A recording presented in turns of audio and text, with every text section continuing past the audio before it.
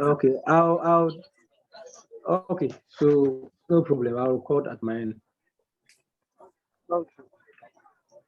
Yeah. Okay. So The place is okay. noisy, so that's why I put the Yeah, you can mute. Yeah, yeah. Hello, Dr. Reynolds. Good evening. Hello, Dr. Hello. Reynolds. Hiya.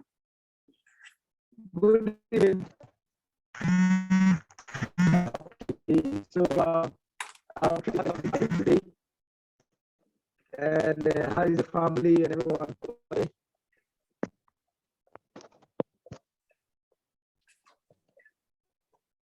Right. Oh, the sound isn't very good, is it? Can you hear me? Yes, I can hear you. Yeah. Good. Okay, and can you see my slide?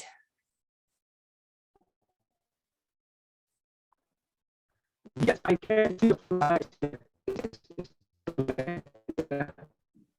Yeah. So I will start the next 5 minutes. Oh, I couldn't understand any of that. Can you understand me, like what I'm saying? Is that the sound is really bad?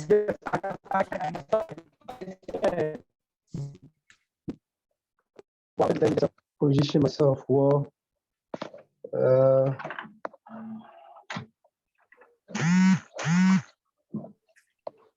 So can you hear me now? Yes. So I'm kind of saying that the members are joining. Mm-hmm. So is it possible to start after 5 minutes? Yep. Okay, okay. Can I double check that you can only see one slide and not notes and multiple slides? Does it look okay? Yes, it looks okay. It looks okay. Yeah. Single slide. Good. Okay. Good, good.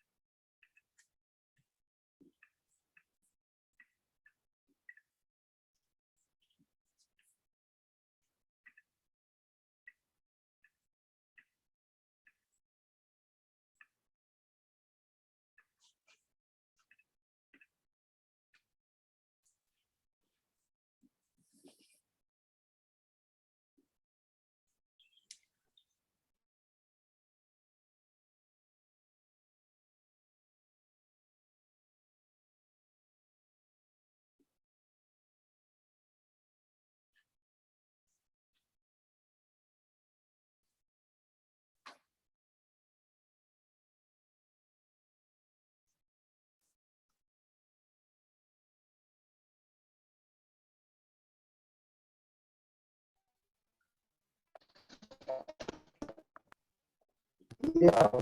Hello. Hello.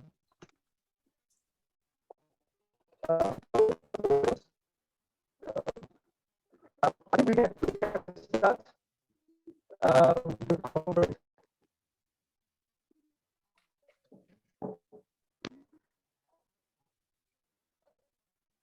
Hello. So the connection is very weak. I can't hear you. I can only hear a crackling. Can you hear me? Can you type in the chat to let me know if I sound more or less okay? Okay. Okay.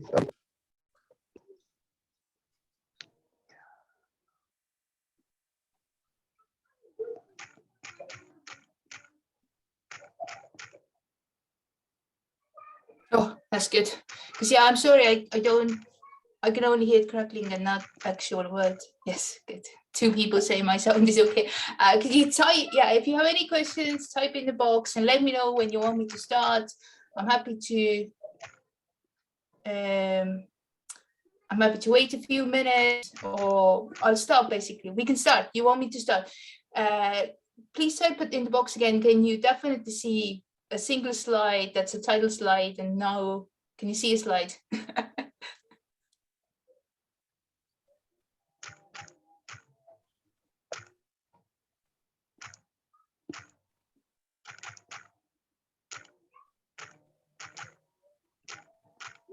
If I do this, does that work? Does my slide still work? Yes, because excellent. In that case, Francis, I'm gonna mute you. Sorry, but sounds coming. Right, and then I'm gonna start my presentation. Thank you very much, everyone, for joining us this evening. My name is Riinu Pius. I'm a data scientist. I'm calling in from Scotland. The photo and my background is actually some standing stones taken on the Isle of Lewis in Scotland. We just think it's a healthy image. There's no deeper connection to data science or medicine with that image. We just really like it, and we use it everywhere. I work at the University of Edinburgh in medical informatics. You're probably more familiar with bioinformatics. It's similar, just for medicine. And in this presentation, I'm going to show you how we use R to run clinical trials. Shiny is an extension or is part of R. So if you're looking at the word Shiny, that's basically R. And I'll kind of show you examples of that as well. And don't worry if you're not in health science or medicine. Anything I'm going to show you today is applicable to anyone in data science in general. This is not specific to medicine. The only reason I'm showing you examples from medicine is that's what I do, and that's the examples I have available. And type into the box if you have any issues or my sound goes up. I'm going to try to look at it. Hopefully I'll see your message before it's too late. So just a recap on why so millions of people around the world use R. My favorite thing about R is the awesome visualizations. You can make so many beautiful plots, and you can make them look really advanced with quite a simple code. So R is really good at making really fancy looking plots. It has all the statistics that has been put into it, because statisticians mostly use R. But it also has all the machine learning, deep learning, kind of big data tools, because computer science data scientists are also using R. It has Shiny apps. So Shiny is a part of R, is an R package that helps you make interactive visualizations as well as websites. So this is really powerful. And R is free.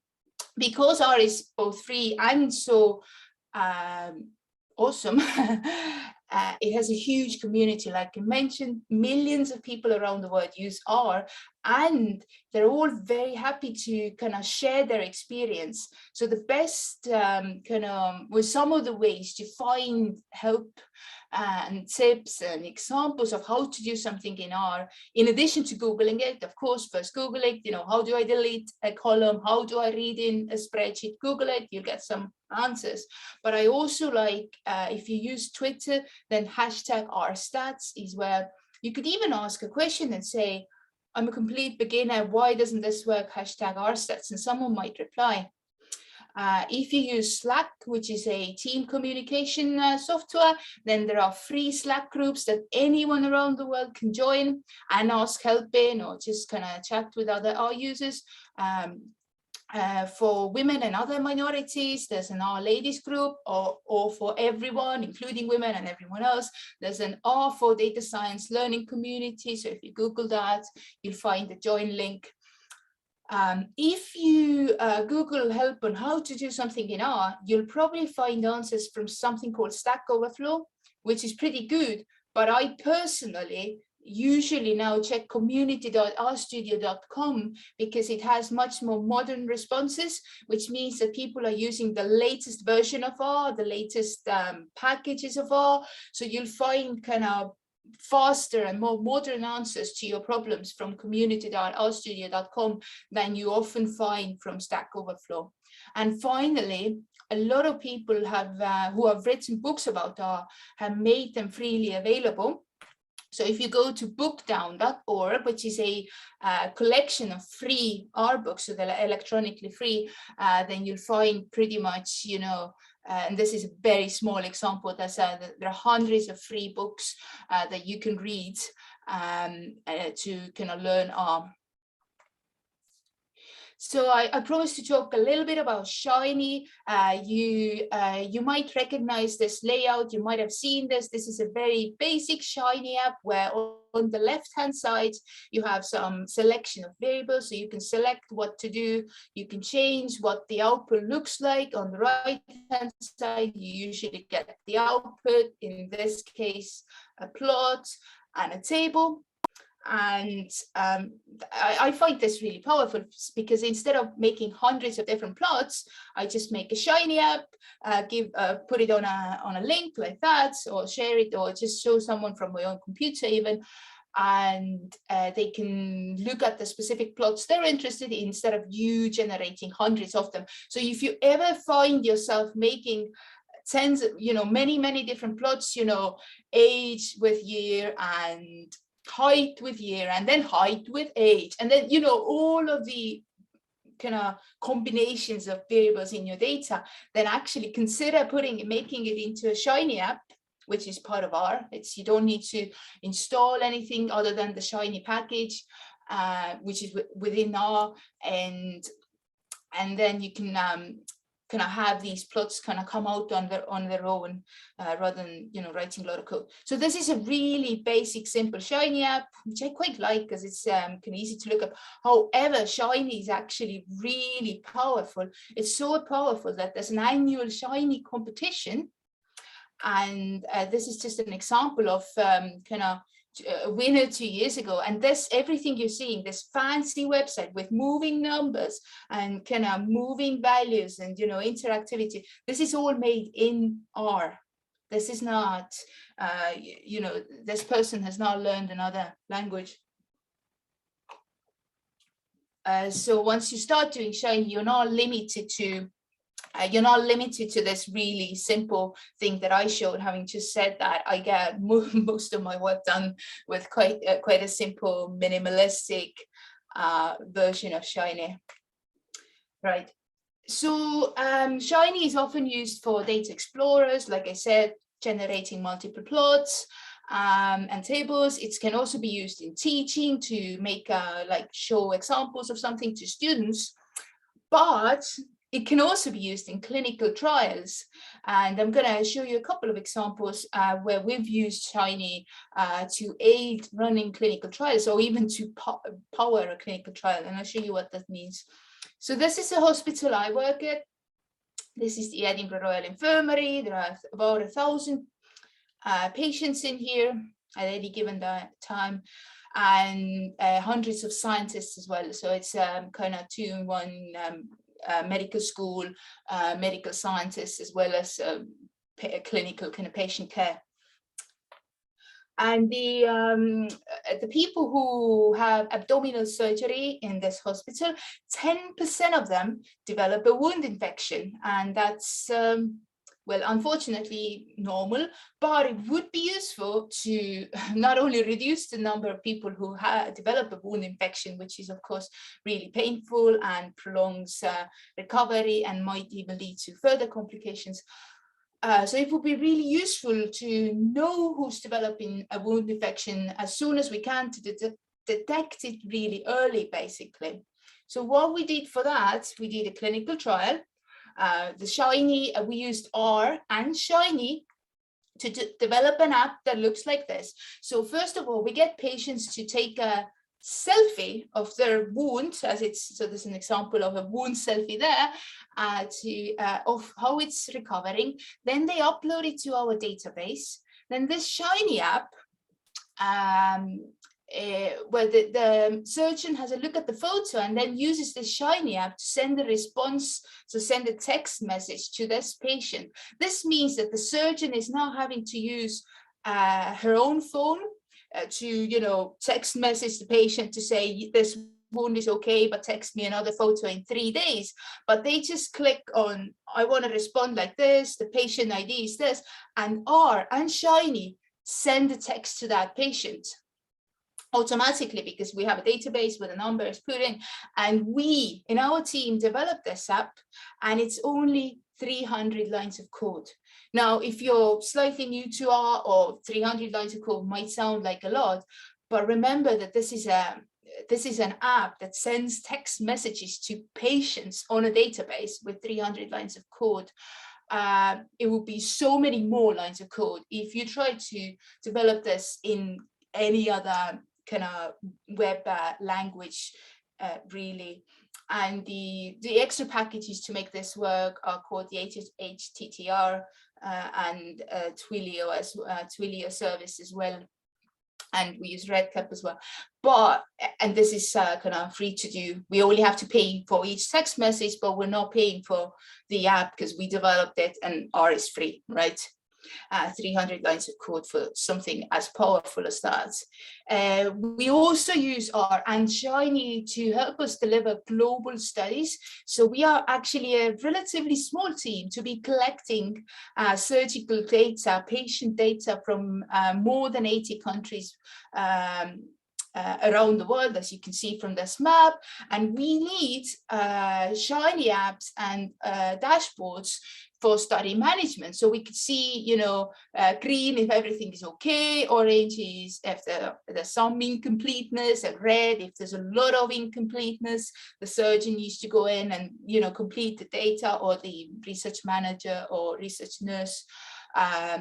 We also have several kind of pages here where we can check who's registered to take part in the study, designate hospital leads and stuff like that. And all of this really complicated 5-page, hundreds of different plots, all of that is 1,000 lines of code, which again is a lot, because R and Shiny is such a great way to make these dashboards and these kinds of apps that connect to databases automatically. It's actually relatively easy or like relatively short thing to do.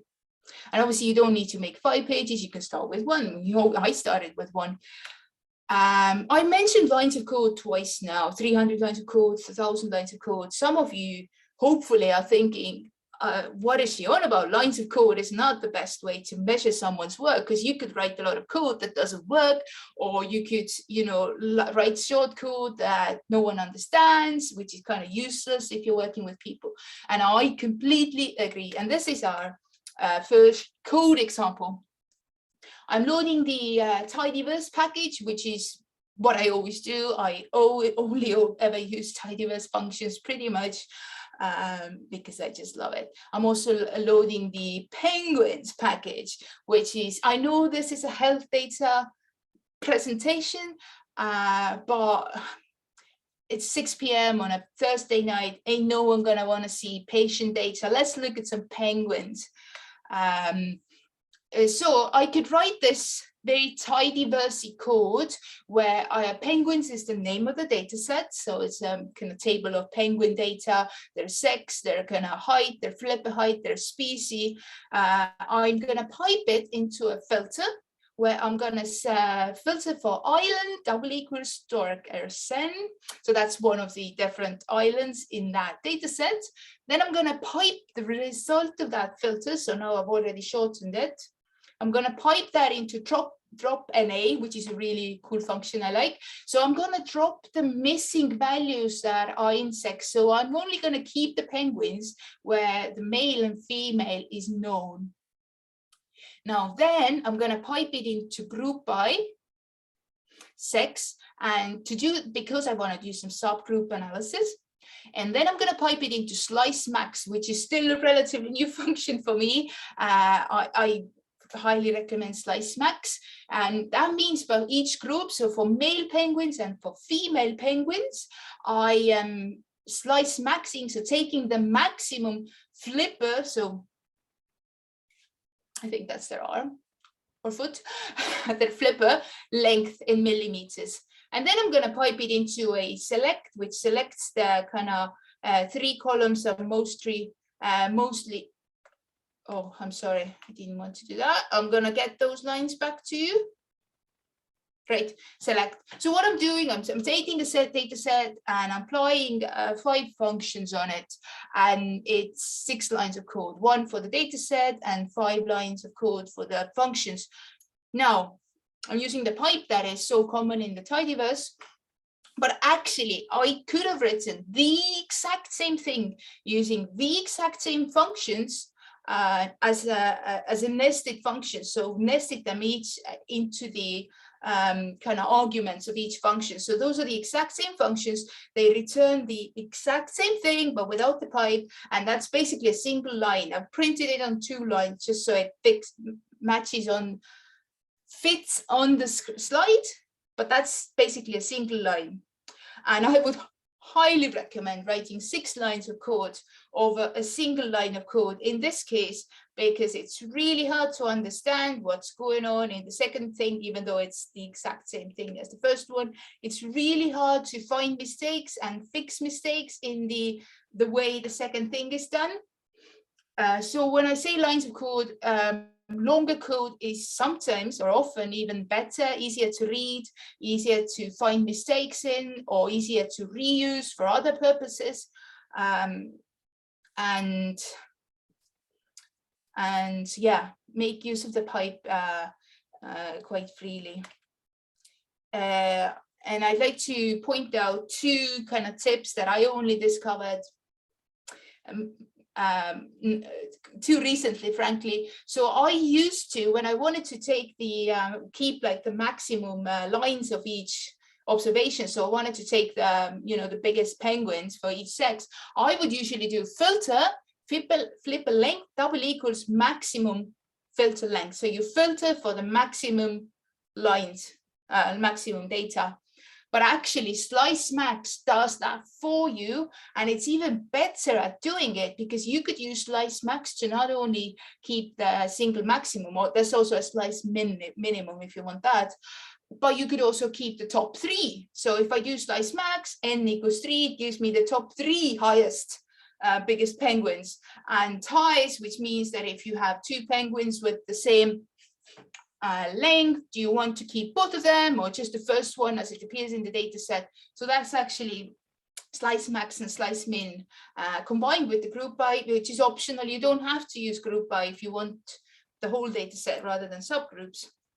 And secondly, I also used to do, so orange is what I used to do, green is what I now do. I used to do filter and drop, not ease NA, sex, or any variable quite a lot to kind of drop missing values if I wanted to do that.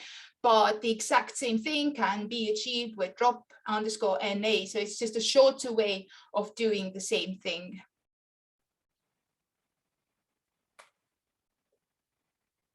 So There's a lot of data. This is my hospital again. There's a lot of data being generated every single day. And even though there are, frankly, hundreds of scientists working there,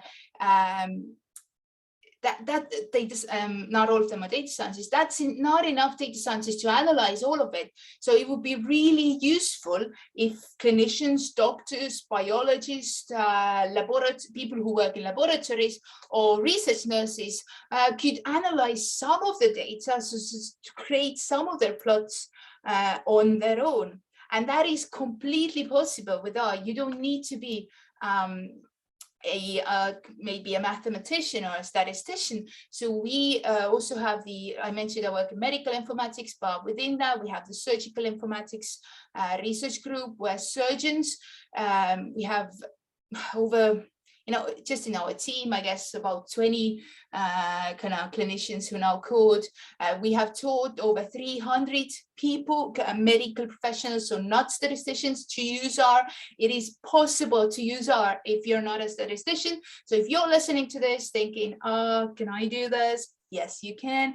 We've also published a book called R for Health Data Science, which is freely available online. If you just Google it, you'll find it.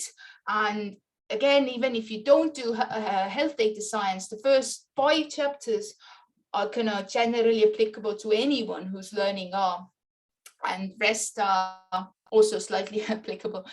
So you might want to look at that if you're looking to learn new things about R and you are not sure if you have the statistical background. Our book is written for people like that.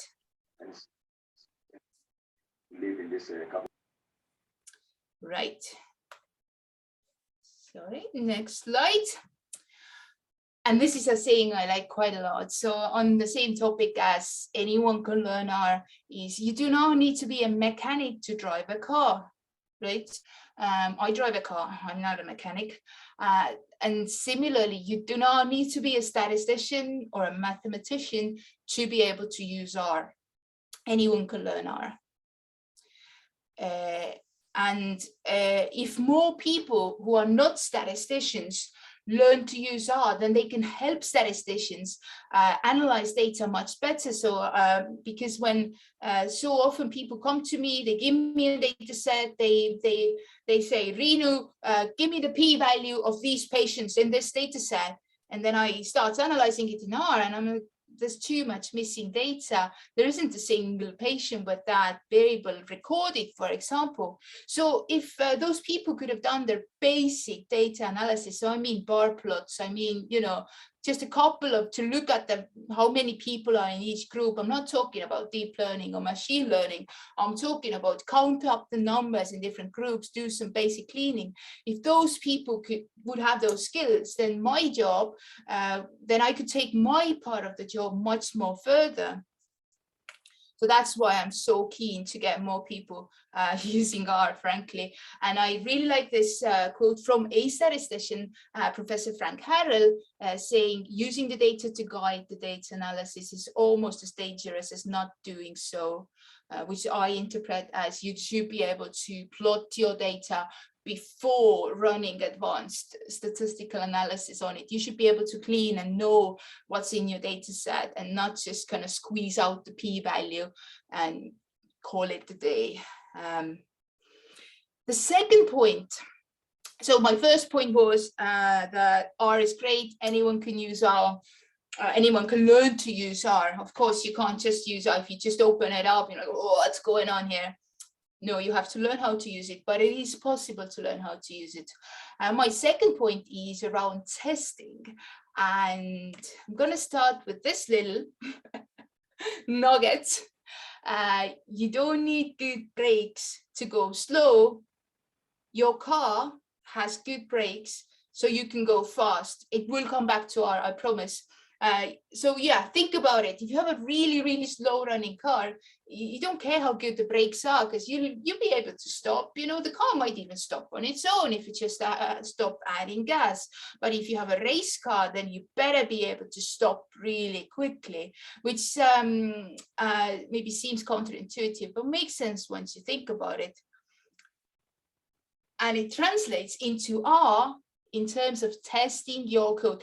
If you want to, and I'm not talking about writing fastly, as in typing really fast. I'm talking about doing multiple different analyses, maybe several different types of works every week or every day, switching quickly between 2 different types of analysis, especially if you're working kind of for other people. One person comes to your office, says, Riinu, where's that analysis? And then the other one works, where's that one? So you're quickly switching between that. So it's really helpful if you have tests written into R that will help you detect mistakes because as soon as you make them, rather than 3 days later, the same person comes back, you made a mistake. So I'm going to show you a very quick, simple version of an R test so you can go fast.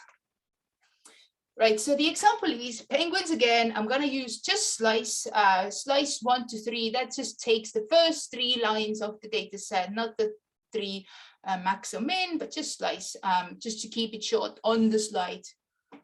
And I'm going to create 2 filters. I'm going to create 2 separate data sets. One is data set piped into filter.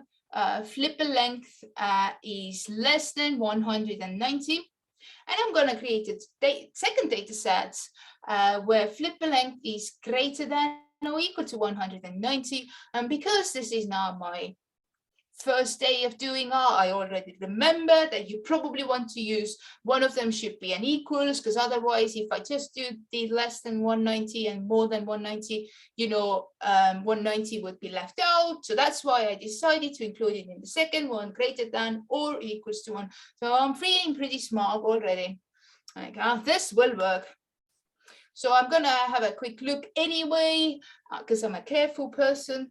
So, and I'm gonna see dataset 1 has 2 rows, dataset 2 has 1 row, the original dataset had 3 rows. Therefore, I probably haven't made a mistake in the filter. I have retained everything. I've just split it up into 2. I can now save them into spreadsheets and send them to the 2 different people who asked for this. Excellent. Now, later, the same people say, we've updated the data set. Can you run your script again so we can get, half of the penguins in one spreadsheet and the other half in the other spreadsheet? I'm like, oh, I've already done this. This will be a really fast job. I run it again. I get my 2 data sets and I send them out. I'm like, here you go. I've already tested it. I checked it the last time, but it's wrong. There's one missing. They wanted, they wanted to retain all the information. They wanted half in one data set, half in the other data set. But the missing, the penguin with the missing flipper length is gone. So, oh, sorry, wait. Right. So I asked my colleague again, and what do you want to do? After we find a mistake, it could have been days later, it could have been weeks later, very embarrassing. So they say, yeah, you have to add in, I want the missing values to be included in the smaller data set. So then I add in or is missing, then it appears in the first data set and all is good. But who knows how long it took us to discover this. But it would have been really fast if I had written in a test into my script. And the most basic, easiest, but I use it a lot. I use it pretty much every day in R is called stop if not. It's a base R function. So if the first time I did it, I should have just added in this break basically. Stop if not, rows of dataset 1 plus number of rows in dataset 2 double equals number of rows in the original dataset. And now if the first time I ran this, it would have just done nothing because that would have been true. It was equal to 2 plus 1 is 3. There were 3. But the second time it would have thrown an error. And it actually looks like an R error, even though you yourself wrote it as a test. So yes, you're generating more errors for yourself. And it would say error, this is not true. And then I would have immediately discovered without counting up numbers manually or maybe later being told by other people that this is not wrong. So this is kind of something I do a lot. And you can, once you start using this a lot, there are other functions in R that help you test that, you know, your results are kind of similar enough to what you expect, or, you know, you don't have maybe more missing data than you expect. But you can get a lot done with just this. Stop if not. And this is it. This is my conclusion. Why should everyone use R for health data science or any data science? And I don't just mean statisticians and mathematicians, because there's so much data. There's too much. All the statisticians in the world just don't have time to analyze all of it. Other people need to chip in. The R community is really strong. There are a lot of free resources, and you can learn R. There are, you know, thousands of examples of people who are not statisticians who are doing R, and statisticians do R really well as well. I'm not saying no one should be a statistician, but it's just a combination of the two different skills, people doing basic plots and kind of a couple of filters, to then collaborating with statisticians. This is what I'm talking about. And to go fast, make sure your code has some tests in it that will make you do better R. So yeah, any questions, please feel free to type in the box or unmute yourself and ask me, but the connection was being slightly bad previously. If it's very crackling, I might ask you to write in the box. Yes, questions?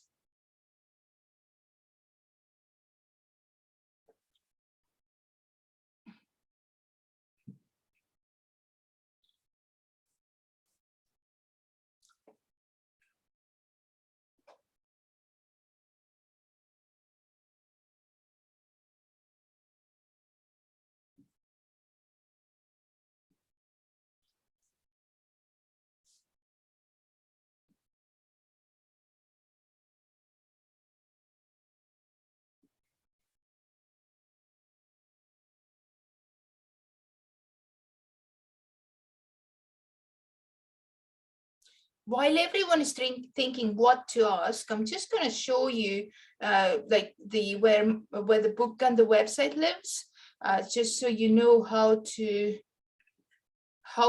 find it. Wait, I'm going to share my screen again. Can you do a little demonstration if possible? Demonstration of, do you mean the stop if not thingy?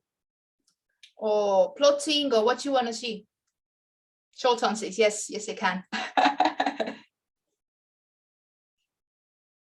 What do you want me to demonstrate?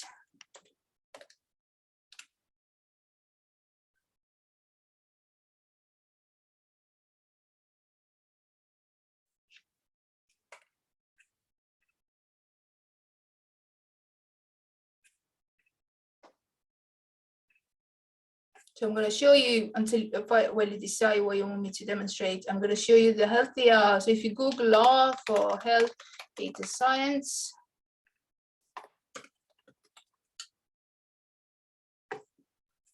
the first non-ad link here, whatever that is the free book.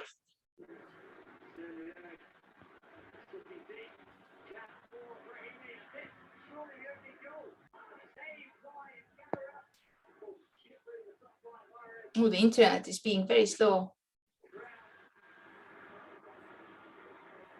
Let's zoom, just checked.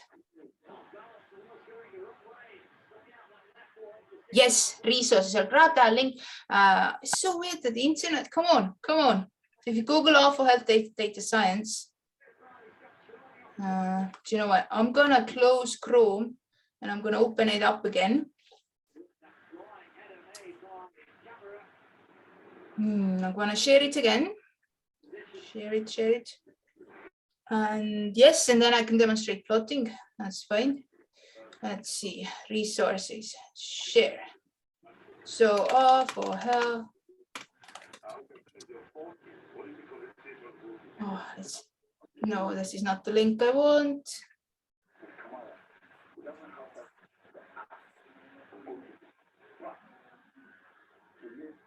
Oh, maybe it's not loading. Anyway, I'm going to give you this link. So once it starts to work.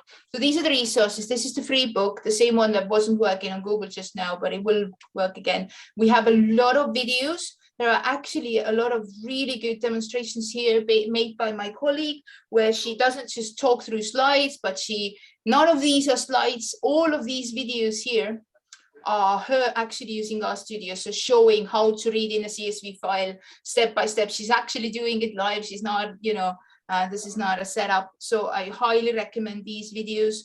There are training materials and other things. So I'm going to copy this link to Zoom. And where is it? Where's Zoom chat? Right. And then I'm going to share my RStudio window. I'm going to share my RStudio instead of my Chrome.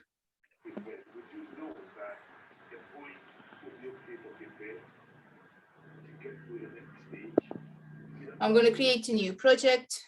I always work in you should always work in a project. You should never not work in a project.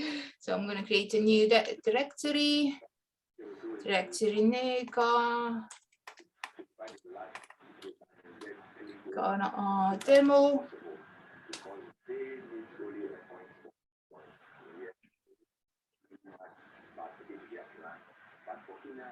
I'm going to move the chat to another screen. So if you have questions, I should hopefully see it. I'm gonna make the font a bit bigger because I'm guessing you can't see that very well. I wouldn't be able to see it. So I'm gonna zoom in on that. I'm gonna make the font bigger. Hopefully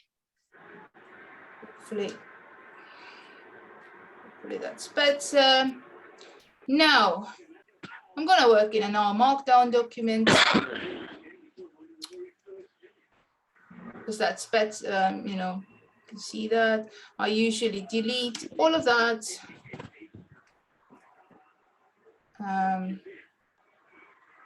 Gonna plots, save it.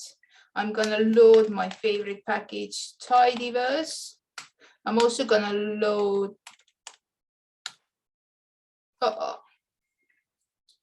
I'm also going to load the Penguins package, so we get a data set. Now, excellent. I'm gonna create a new chunk by insert chunk. Penguins is the name of that data set. If I just print, where's that G? Come on.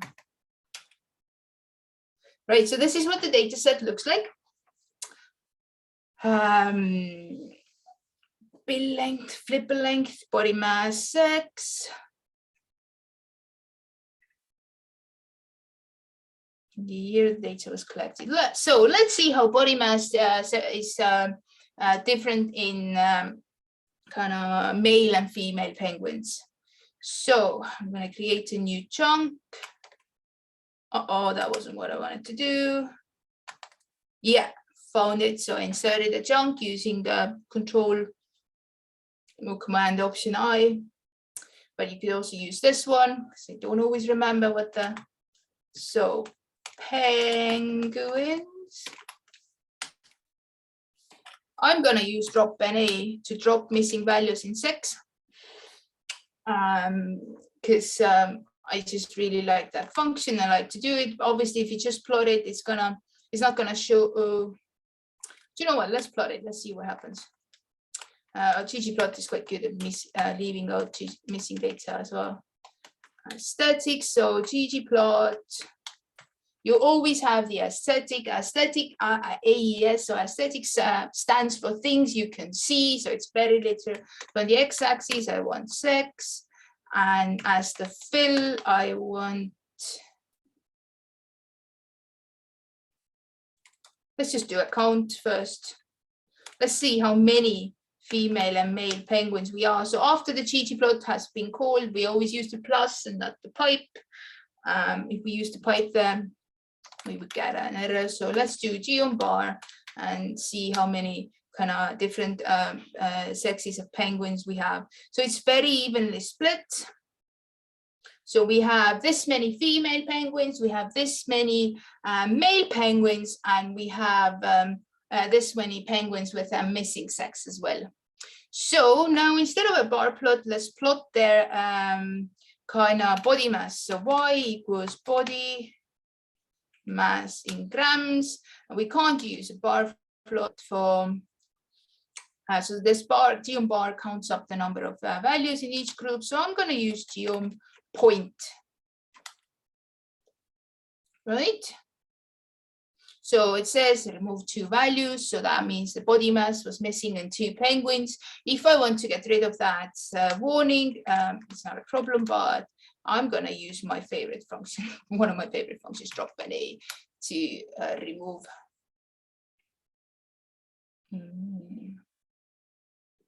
Oh, I made a mistake here, right? Okay, so these are the, obviously there's a lot of overplotting, but you can kind of see that as expected, the male penguins are bigger. So what I usually do with overplotting is there are a few things you could do. I like to use transparent alpha. So instead of, the black dot, fully black dots, I'm going to use half transparent, because then you can see if they're overplotting, maybe even 0.3. I also like to use a white background, theme background white. And finally, because there's still a lot of overplotting, I like to use geom jitter instead of geom point, so you can see where the points lie. I'm gonna make them slightly more together, so reduce the width of them. Oh, that made it worse. Let's use a smaller value, right? So it's also starting to look as if there are certain groups within it. So there's a group in here, there's a group in there. I wonder what's going on with that. I suspect it might be different species. So let's go back to the data set. So what do we have? We have islands, but we also have species. So let's color these points based on species. Let's do color equals species.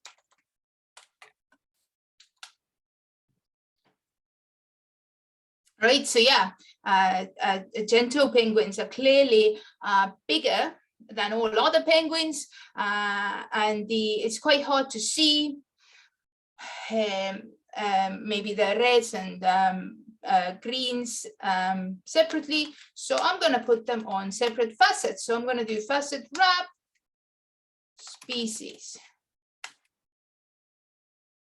And if anyone has any requests on what you want me to show, like show me how to move the legend or show me how to make a specific type of plot, just put it in the comments and see what we can do. So this is using facet wrap to get the 3 species of penguins. Their kind of body masses for men and women. And you would usually, most statisticians would use a box plot to compare 2 values. But I'll show you, if I had used the box plot first, come on, my G isn't working very well. So if I did the box plot first, and let's say I didn't do this either.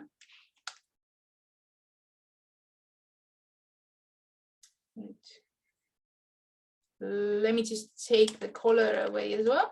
So if this was the only plot I made, my conclusion would have been that on average, all male penguins are, kind of this weight, and all female penguins were this weight. But with a box plot, you can't see the difference between multiple different species like we did when I added this. So that's why I always do plot points first, even though maybe that's not the final plot, that's maybe not the analysis. But if you do points first, then you can, I'll show you something cool. So if I added the color in here in the aesthetic species, then I get different box plots as well. But to make the point that I was trying to make, if I move this color species into the jitter only, so therefore the box plot won't use it. And this is why sometimes you have, usually aesthetics are where ggplot is, so with the ggplot, but sometimes you have specific aesthetics inside the specific geom, and I'll show you what that looks like and why you would do that. So now we get a single box plot for all species together, but we get different colors for the points. I'm going to make what am I going to do? I'm going to make the plot just a little bit smaller so it fits on my screen a bit better. So if you haven't noticed this really faint thing that I often forgot about, this little cork, you can set the figure height here. If I now plot the figure,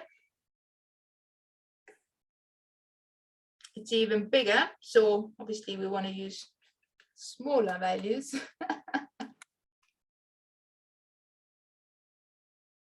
And plot it again. Well, I'm only making it worse. I think RStudio was better at experimenting with. Right, I'm just gonna keep showing you the right. So that's why I always do a geom point or a geom jitter first, so you can very obviously see the different groups, and then you can decide whether you actually want to analyze them together or if you want to analyze them separately, if that makes more sense for your research question. So the black dots here, the geom box plot plots black dots as outliers, but because I've already added points, it's basically duplicating. So this is the same plot point, right? So it's putting the same point twice. So if I've already added points, then I usually remove the outliers, and that's called outlier. Can I just set the outlier to NA? No, that didn't work. Let's try false.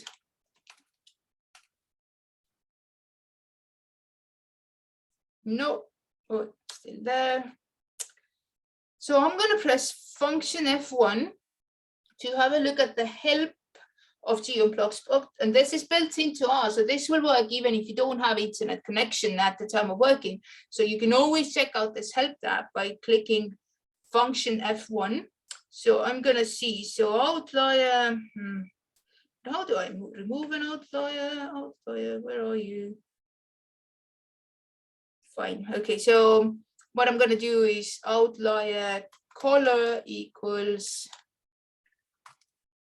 so I'll basically make them transparent.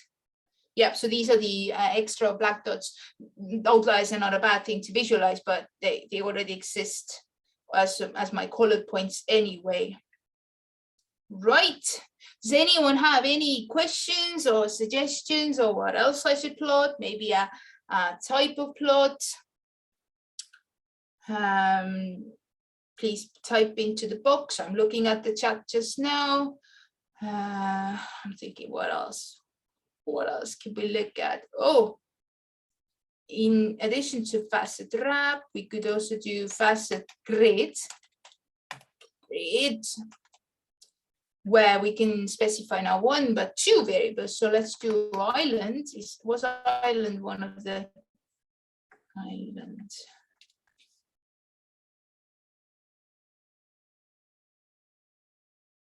Right. So we can see that the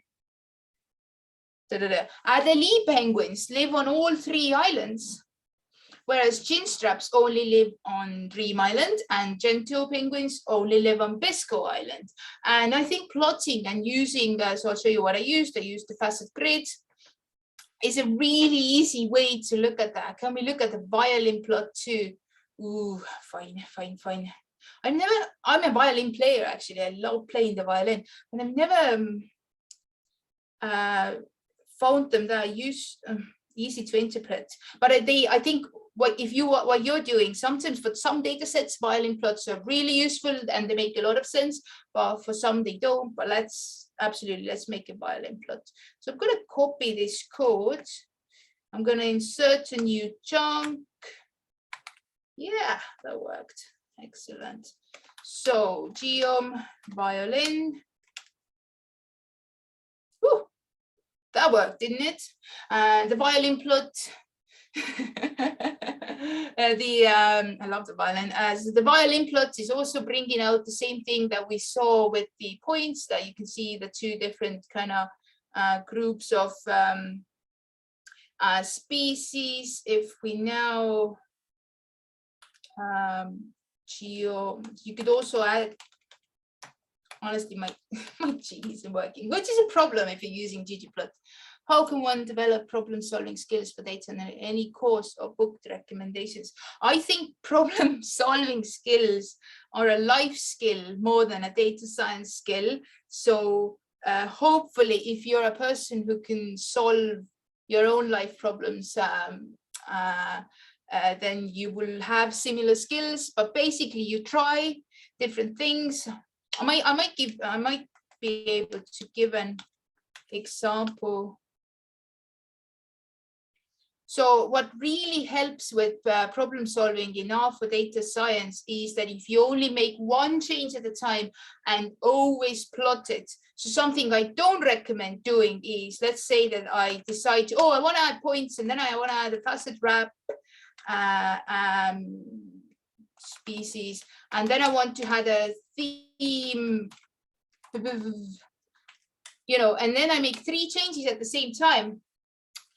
And okay, in this case, this was quite easy because it told you the first mistake and it told you the second mistake. But sometimes, I promise you, sometimes you make multiple mistakes at the same time, and it gives you not the first mistake, but like a mistake with the next function, or sometimes I'll get so confused, the error message isn't helpful. So I would always recommend making one change at a time, always seeing if it still works. Okay, then one more change, still works. One more change, still work. Is the Shiny app meant to help the nurses, doctors, or is it designed to generate data to be forwarded to your dashboard? No. Good question. This is a really good question. Shiny app presents data. It doesn't generate data, or it's not for data collection.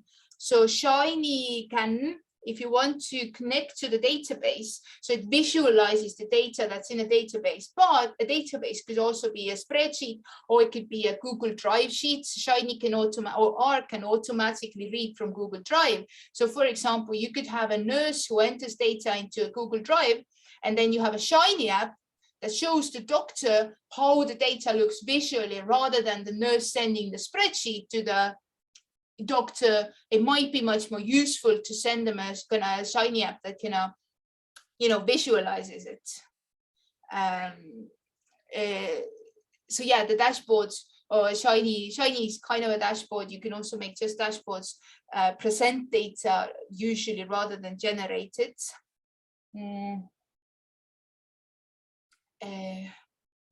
So yeah, problem solving skills, one change at a time. Stay calm, don't give up. Sometimes it helps to close, if it's really not working, you just can't get it to work, close it down and try again the next day. Quite often I come back next morning, I look at it, this is where the mistake was. A lot of perseverance. Honestly, I have spent several hours of my life just looking at a code where there wasn't like a misplaced comma or something like that. And this modern R Studio is quite good. It says kind of which line the mistake is, but sometimes depending on the function you're using, or depending on the function you're using, it can be really hard. And honestly, I have wasted hours, if not days, of my life on very small data science issues. It's normal. You just have to accept it. But then when things work, they work really fast. But then when they don't work, you can. So the question is, what level are students introduced to R in your country? So statisticians use R on the first year of university and mathematicians. Whereas other people like, other scientists or medical students don't, which is fine. I don't think every single person needs to use R, but everyone who's doing, who wants to look at data or wants to do anything research, or not even researching, quality improvement or audits, good for. So normally I teach postgraduate students. Normally, however, we have several undergraduate medical students who are really good at doing R. So you don't need to be postgraduate, but most of our students are, medical students are postgraduate, but statisticians, yeah, first year of university. Any other questions or things you'd like me to demonstrate? Looking at my violin plots. This looks more like a dress. And this looks more like a wine cup than a violin. But I like it anyway, it's fine. Gonna make my points. Gonna then have, oh, wow, did that happen?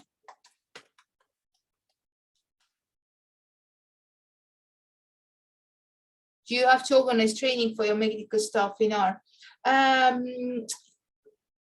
Yes, but not all medical staff, but it's optional. So it's kind of voluntary. So we run a training course and the medical staff, usually those with scientific academic interests, sign up for our training course. And that's what I mean. We've taught 300 medical staff now. And not all of them are professors or PhD students. Some of them are surgeons who just want to analyze their own data in R rather than, run a department or in informatics or anything like that. So yes, we organize training. The training courses are 2.5 days long. The materials are freely available on the resources, actually.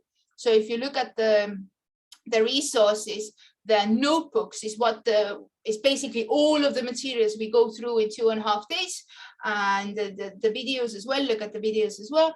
And then after 2.5 days, medical staff generally are capable of generating their own plots as well. So not just their test data, but their own plot. Of course, if their data is already kind of exists and stuff, sometimes you have to work on actually getting the data. So 2.5 days is enough to get started if you do have a problem-solving mindset, I would say. And if you're quite brave as well, you don't get scared by, because sometimes in R, so I'm still screen sharing, it can be really hard to, if you do a new R script and then you type in library tidyverse, right? And maybe you load in your data set, you click on import data. Oh, I would never do base, sorry. You click on import data sets. So this is not working code because I'm not loading the data set, but you say, maybe you load in your data set. And then you just look at these. And you just look at these empty lines, and you're like, oh, what do I do? What do I type? It's really hard. Where do I start? Because obviously I've been doing R for 10 years now, over 10 years coding. So it's quite easy for me to type stuff in. So what do you do if you start up with an empty blank sheet? You don't start up with an empty blank sheet. You go online, you open a book that you like, for example, R for Health Data Science book. So obviously the book wasn't loading just now. I think we're updating the book, that's fine. So what I would always do is I would copy some code from the book. So this is the data set. So I'm gonna change it to data set. I'm not going to drop a missing value. And I know that my variables are called, say, height. So I'm just going to go sex and age. So what I would almost always, what I would almost always do is copy existing code from online, from a book or somewhere. I will look at the messages shortly. And then I would edit it. So and I think copying code like that and then editing it to do what you want can be a much friendlier and better way to do things than to just look at this blank whiteness and like, what do I do? What do I do? Right, so let me see. What are the more comments? Do you have to over to it's a private message. How do you integrate your Penguin code here in Shiny? Ooh. How do we embed mapping places to represent distribution of cases? Mapping places. I'm gonna answer the first question first. So Shiny, right? Oh, I was fearing someone would ask that. Someone would ask me to do a Shiny app. Right, so let's do a Shiny app. So we can do a Shiny app here, or we'll even give us a boilerplate single Shiny app demo. Right. So R will give us an example, which is kind of good. So you're not starting from a blank page. So let's see what this example looks like. So I'm going to run this. Now, I don't know. I suspect the pop-up isn't working. So let me just share my whole screen rather than just Star Studio. So then you'll be able to see. So I am screen sharing. 1 second. Let me just find our studio. Right. Yeah, and this is a Shiny app. So this is the example Shiny app that R gives me. But let me create my own Shiny app based on Penguin data. So first of all, library Shiny. I'm gonna add in my library tidyverse and my library penguins. That's what it is. Okay.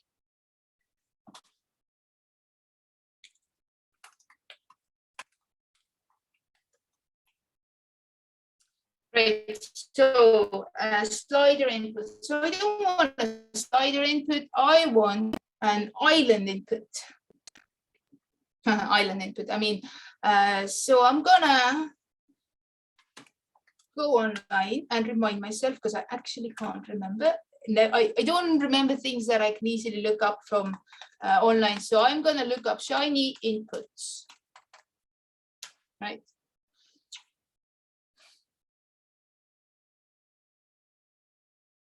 Right, so what I want is a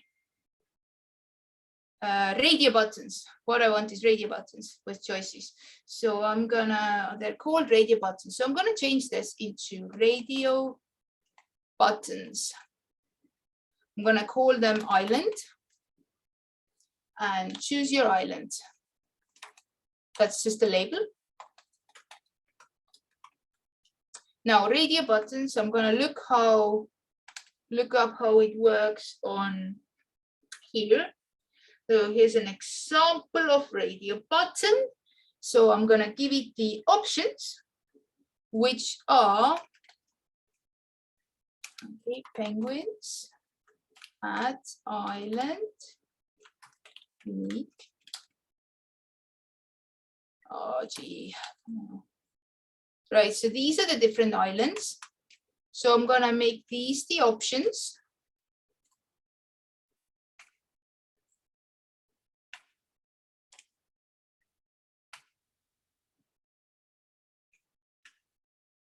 And I am going to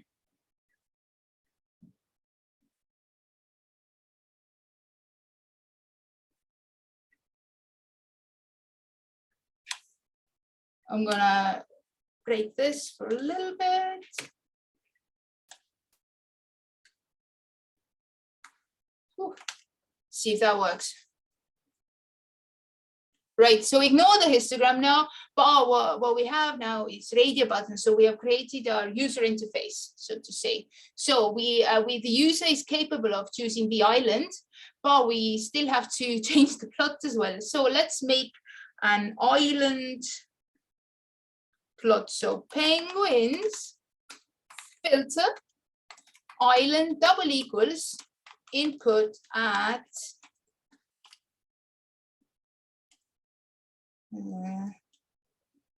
input island. So this takes it from here. So the radio button is called island. So when I say input at island, it is taking the value that the user chose. So I'm going to send penguins and to filter that island. And then I'm going to GG plot static x equals sex, y equals body, mass, weight.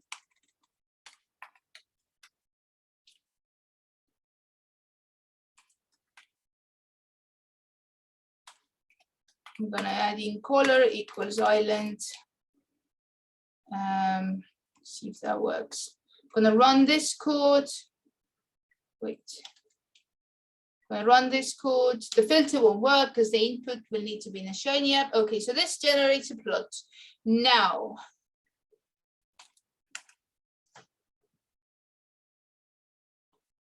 right, this is my Shiny app and the default option is the first island that's on the list. And if I now click on Bisco, you can see that it filters for the second island. So now this is the Bisco island, and this is the Dream island. So this is a very basic Shiny app where you can get, and then you can send this to, you know, if your colleague who's asking you for these plots can't decide which island they want plotted, they say, do this island, and then they send another email, do that instead. So if I have requests like that, I would generally put it in a Shiny app instead, and then they can make their own plots. Shiny apps need to be published.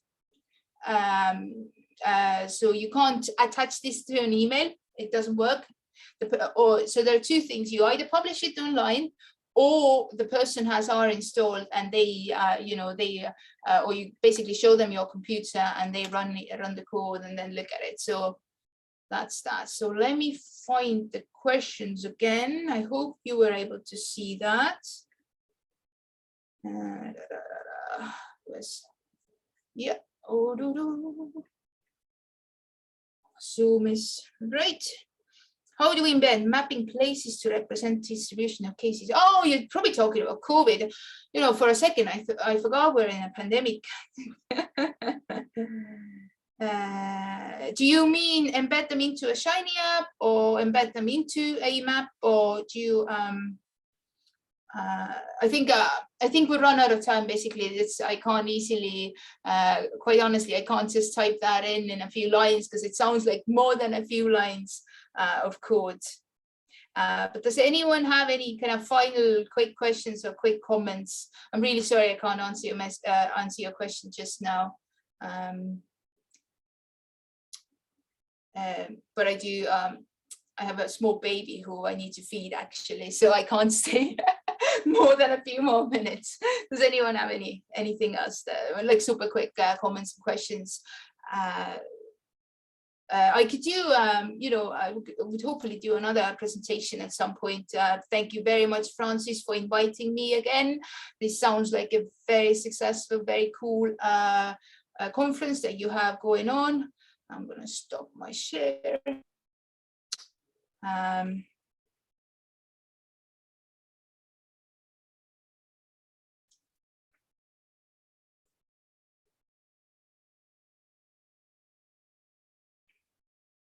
If you don't have any more questions, Francis, do you have any? Is Francis even though Samuel who's here? Does anyone have any closing words? If no, I haven't had dinner yet either.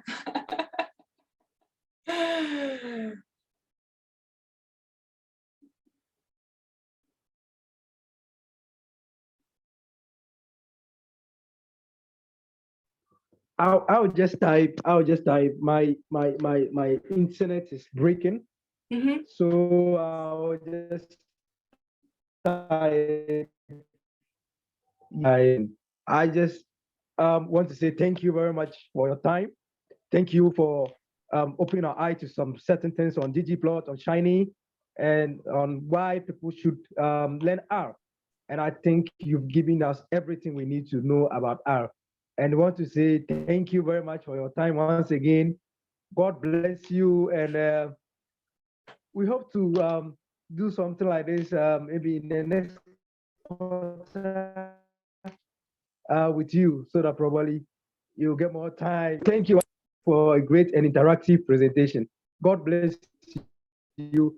But we would like to get the slides. I don't know. Will you be sharing the slides with us or later on? Yes, Thank you very much once again. I will God bless you.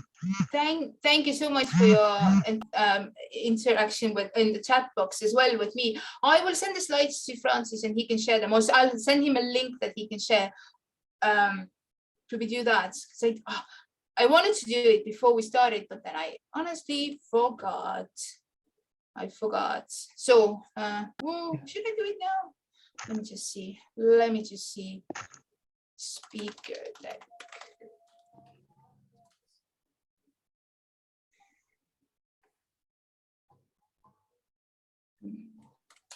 Just checking if I've already uploaded the slides or not. Oh yeah, here they are.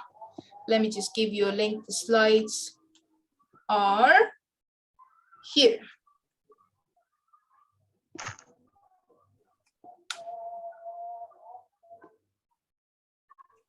Right. So those are the slides. They are publicly available. And yeah, thank you very much. And I'm very keen to present again in some time and maybe do some more demos. This has been really good. And yeah, good evening, everyone. If you haven't had dinner, bon appetit. Yes, thank you, everyone. It's good turnout as well. Good evening then. Bye. Bye.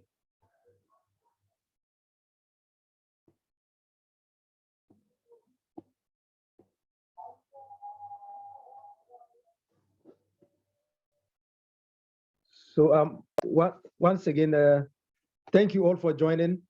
I'll copy the link and share it on the page, on our page. Thank you very, very, very much. I'm really grateful and I'm glad to have you guys on board. Thank you.